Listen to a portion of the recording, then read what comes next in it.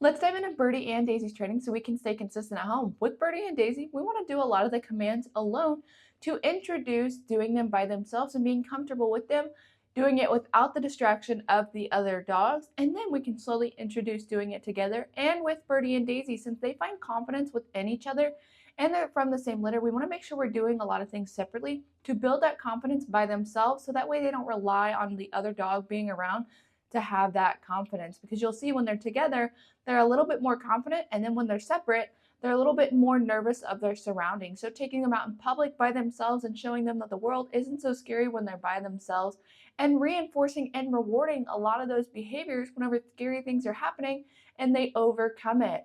And then of course, whenever they're being a little wild or they're doing things that we don't want to see, we're going to follow through with the training equipment. So let's go over Birdie and Daisy's training equipment.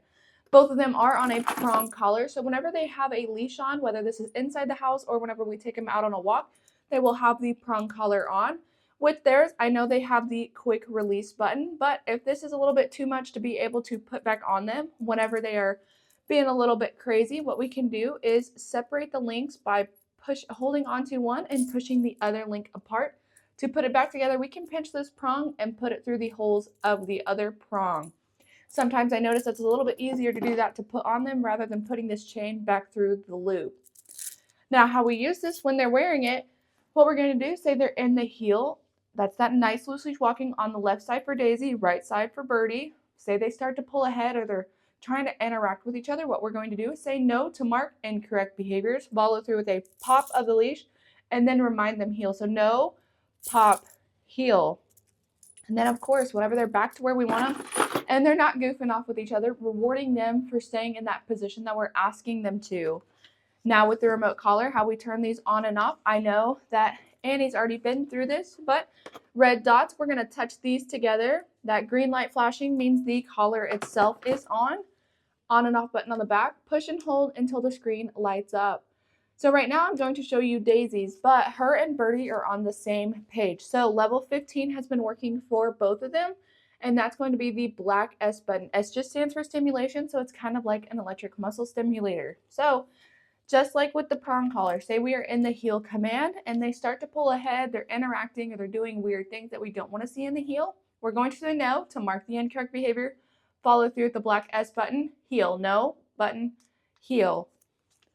Then depending on the level of distraction, sometimes level 15 works. And then if they're a little bit more distracted, say they're interacting with each other, sometimes they need a little bit higher of a level. You can always change that, and we will go over that in the lesson. But depending on the level of distraction, we may use one, we may use both. Just depends on the situation that we are in with both of them. But that is their training equipment. Now let's go over their commands. I know Annie already went through all of these, but I'm just going to touch base on all of them. So we've already gone over that loose leash walking. Birdie's on the right, Daisy's on the left. And then we're going to introduce the sit. Sit means stay as implied, so they're not allowed to get up until we tell them free. So door manners, this is really good. So rather than bolting through the door, especially when you have them together, they have to sit and stay until we tell them to walk through the door with either heel or free. And then say they get up, one of them gets up or the other one gets up, we're going to follow through with the training equipment and try again until they get it right. And then rewarding them when they do get it right. Now we have down. Down also means stay as implied, but with this one or with any of the stay commands, we're never going to call them from a distance. So we don't want to put them in a sit, a down, or even on their place bed and call them from 20 feet away, because then we're rewarding them for coming to us and not staying in that stay command. So if they're in a down, stay, sit, stay, or place, we're always going to go back to wherever they are and release them. While we're practicing the down, though, you'll see in the video, I always go back to her and reward her and release her as well. And I always give her verbal cues just to remind her to stay in the down when things are happening. So a little distraction can happen, but say she gets up and she comes to you, or they both do, we're just going to say no, grab the leash as fast as possible, take them back to approximately wherever they are, and try it again. Whatever distraction made them get up, practice it again, and then we can go reward them for staying and release them. Now we have place. Place is that boundary stay, ideally on an elevated bed. This one's really good for when you have company coming over, or if you guys are just trying to relax on the couch, so that way they're not up in your business or jumping on people doing inappropriate behaviors. Just like with down though, or sit, we're not going to call them from a distance. So if they're in place, we have to go back to them and release them from where they are. When you first practice this one in the house and with bigger distractions, I always suggest having the leash and prong on just in case they get a little extra distracted. we have something to grab onto and guide them back to the place bed. So say you have guests come over, just like with down, if they get up, grab the leash, take them back, practice it again if your guests can come back inside, so that way they can get rewarded for going over those big distractions. Now we have come when called. When practicing this one, 30 to 50 foot leash, so that way if they do get extra distracted, we still have that communication tool with them from a distance. And then what we're going to do is let them go be free, do their own thing, get distracted, because that's going to be whenever we need them to come back to us. Once they're distracted, nice, loud, and firm, we can say, Daisy, come, or we can just say, come. That means I need you to come into my space and sit, and then we give them a reward. But say they get extra distracted with each other or with whatever they're doing, we're going to use the leash or the remote collar. We're going to follow through, say no, call them again, and we're going to go right back into praising them and giving them a treat when they get into our space to reward them for coming into our space. Just because they make a mistake outside of our space doesn't mean we're also going to follow through with that. We're always going to have a treat waiting because this command is really important, and we want them to know coming into our space, there's always going to be a positive. Now we have leave it. Leave it just means don't grab that. So you'll see in the videos, toss something on the ground, say leave it. Leave it means don't go after that. So ideally we want them to sit and avoid it as much as possible, but as long as they don't go for it, they are absolutely doing great. But say they do go for it. Say they pick it up off the ground. What we're going to do is say no, follow through with the leash or the remote collar. I suggest having the leash on when you first start out with this, just in case we need that communication tool to guide them into a different scenario. And then we try it again until they can get it right. So then we can reward them for not picking up stuff on the ground. And you can try this with just about anything, whether it's shoes, socks, toys, stuff that they just like to get into. You can absolutely introduce the leave it to it as well. Well, that is all of their commands and equipment. So we're going to make sure we're rewarding and reinforcing behaviors that we want to keep being. And they're at the age that they're going to be a little bit more timid, so helping work through those timid phases to reward them and show them the world isn't so scary, because some things just make them a little bit more nervous, and that's at the age that they're at. And then, of course, when they're being a little too goofy or they're doing things that we don't want to see, following through with the training equipment, so that way we can decrease those unwanted behaviors. But that is everything. So we're going to have fun, stay consistent. Now we're going to watch Birdie and Daisy do their commands.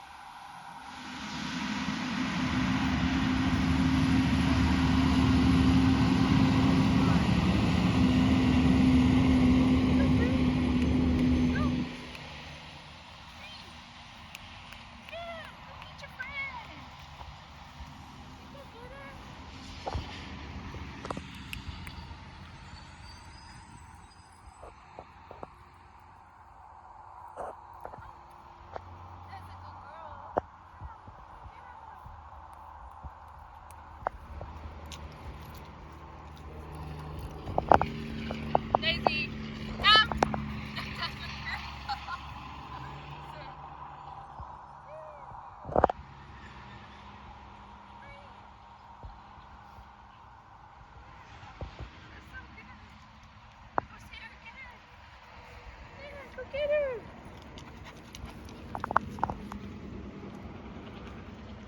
Come.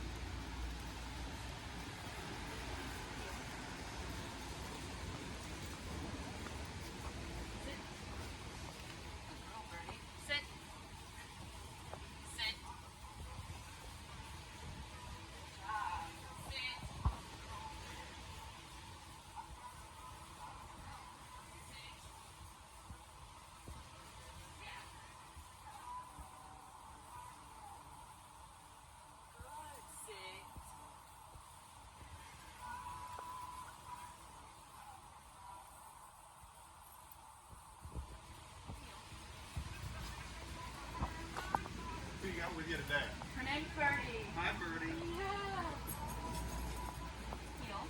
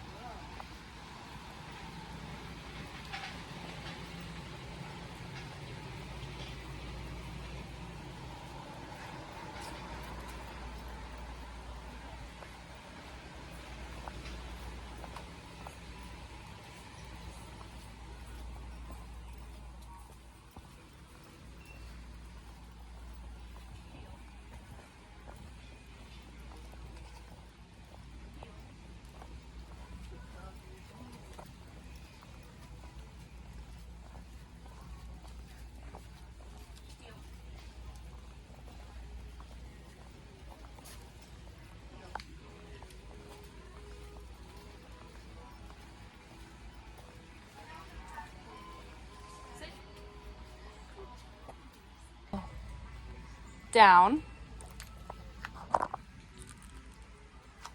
Good down, Birdie. Down.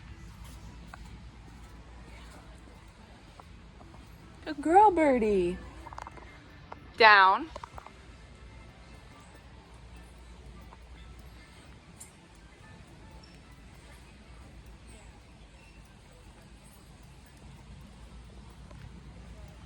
Good down, Birdie.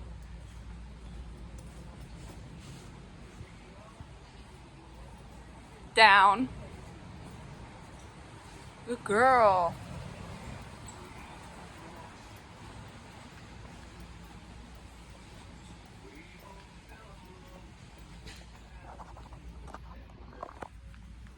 Good girl, Birdie. Down.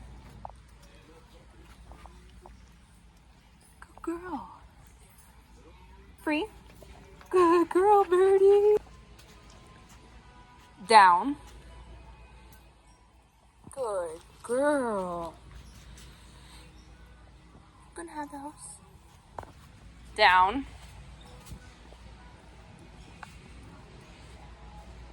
Good girl. Down.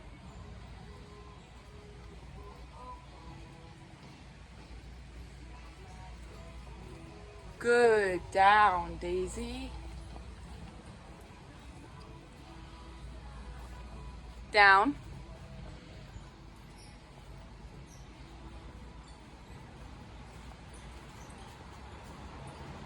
Down.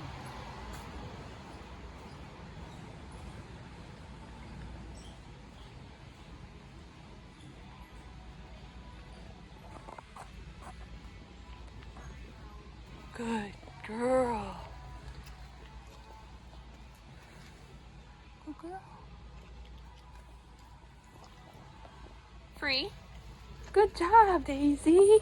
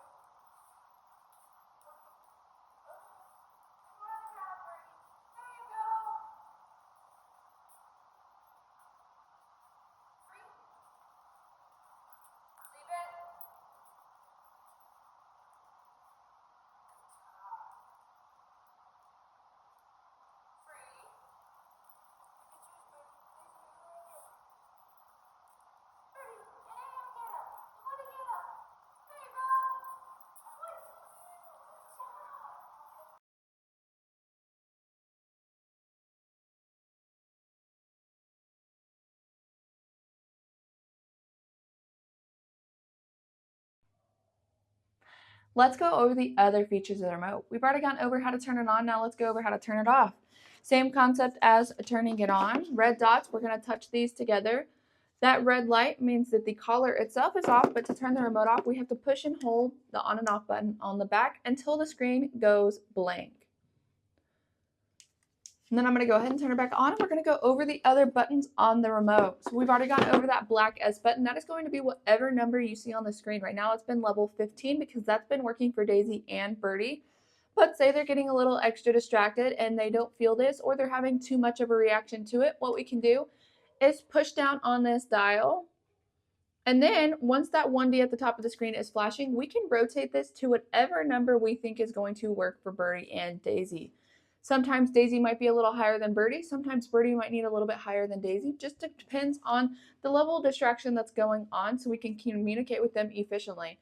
But right now, level 15 has been working for about every situation. So what I'm going to do is lock that into place by holding down on that dial until that 1D at the top of the screen stops flashing. So that way, if we put this in our pocket, we can't accidentally change it while we're holding it. Now the red S button, this is a boost feature. So whatever level you see on the screen, it is going to jump it 20 levels. So right now, she's at level 15, but if I press this, it goes to 35. This is a boost feature, so whenever she's doing something dangerous like chasing a car or going after a deer, we have an instant way to communicate with her whenever she's in that high adrenaline state of mind, because level 15 works when she's down here, but when she's in that high adrenaline state of mind, chasing a car, doing something fun, she is up here. So we have an instant way to communicate with her and Birdie to let them know to not do that. So this is for emergency cases only. On the other side, we have a vibrate button. I like to use this just to make sure the collar and the remote are on and ready to go, but you can absolutely introduce it once they get a little bit further into their training and you notice that they don't really need the stimulation, but they're about to cross a boundary, so you give them a little bit of like a warning. And sometimes with Birdie, when she's whining a little bit too much, I use this kind of as a stopper to get her to stop whining so I can reward her for not whining. Now on the back of the remote, we have the on and off button. This is also a flashlight feature. So if you press it once, flashing flashlight, second time, solid flashlight, third time, turns it off. So that way if you let them out at night, you have a way to see where they're at and what they're doing. Right next to the on and off button, we have an M/C button. In the beginning, we started out at continuous at a very low level to introduce the remote in a positive way.